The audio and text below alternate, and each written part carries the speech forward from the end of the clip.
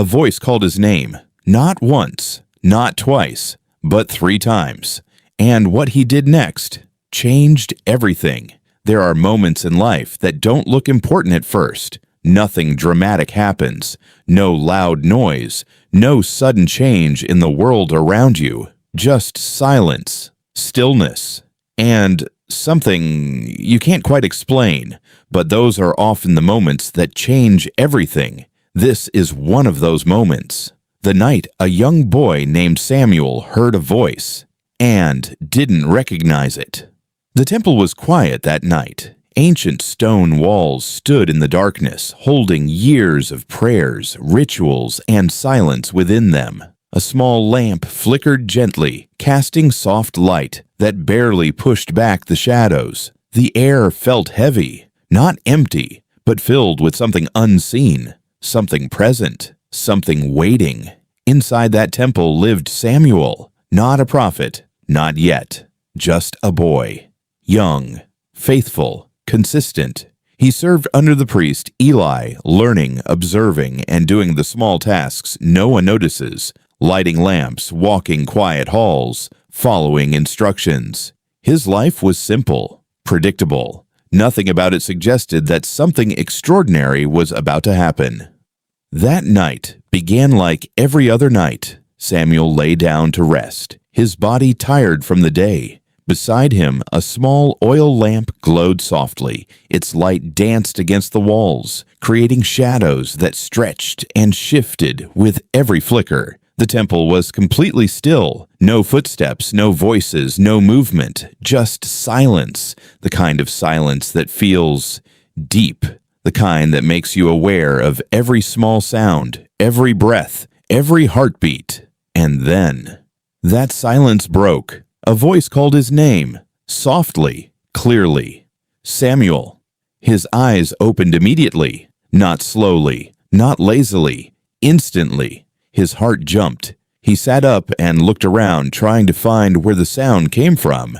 But there was nothing. No one standing nearby, no figure in the shadows, just the same quiet temple, the same flickering light, the same stillness. For a moment, everything returned to normal, but inside him, something had shifted, because when you hear your name like that, you don't forget it.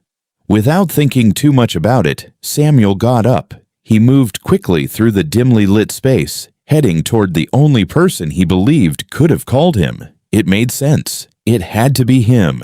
There was no other explanation, but when he reached him, the answer wasn't what he expected. There was no urgency, no confirmation, only calm confusion, and suddenly, what felt clear became uncertain. Samuel returned to his place. He lay down again, but something was different now. He wasn't fully relaxed anymore. His mind stayed alert, listening, waiting, trying to make sense of what had just happened. The silence that once felt peaceful now felt different, heavier, more aware, and then it happened again.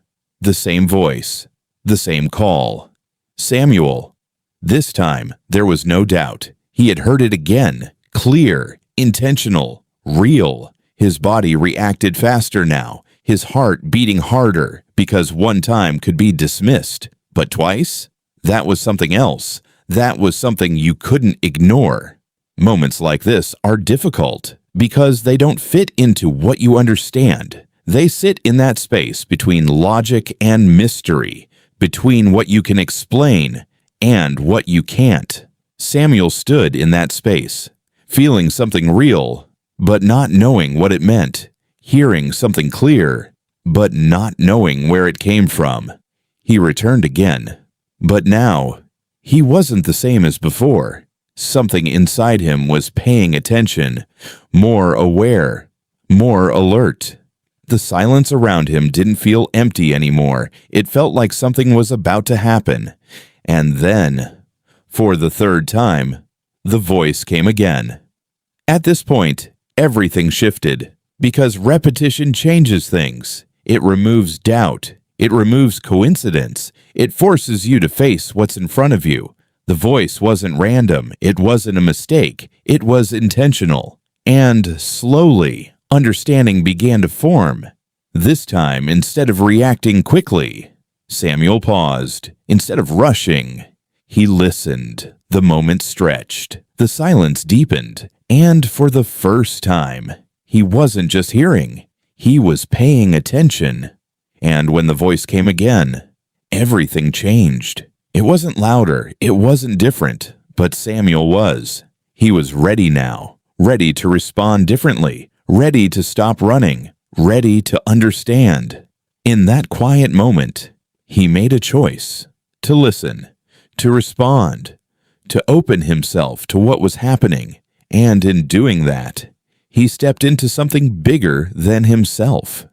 That moment didn't change the temple. The walls stayed the same. The light stayed the same. The night stayed the same. But Samuel was no longer the same because something inside him had shifted. Confusion turned into clarity. Uncertainty turned into awareness. And what once felt like noise now had meaning. Morning came slowly. Light began to enter the temple again. The darkness faded. The shadows softened.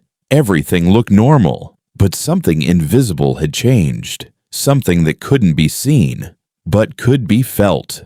Because once you recognize a voice like that, you can't unhear it. And this is where the story becomes more than just a story. Because it's not only about Samuel, it's about something deeper. Something that still happens, even now. Because not every important moment in life is loud. Not every answer comes clearly the first time. Sometimes it comes quietly, repeatedly, patiently, waiting to be noticed. How many times have you felt something and ignored it? How many times has something tried to get your attention, but you brushed it off? Not because you didn't care, but because you didn't understand. That's what makes moments like this powerful. They don't force you. They don't overwhelm you. They simply call again and again and again until you finally stop and listen. The voice didn't stop calling Samuel. It didn't give up on him. It stayed consistent, patient, present until he was ready. And maybe that's the part that matters most, because maybe it's not about whether the voice is there. Maybe it's about whether you're ready to hear it. Not in noise, not in distraction, but in quiet moments, still moments, moments where everything slows down just enough for you to notice. So the real question isn't, is something speaking to me? The real question is, have I been too busy, too distracted, or too uncertain to recognize it?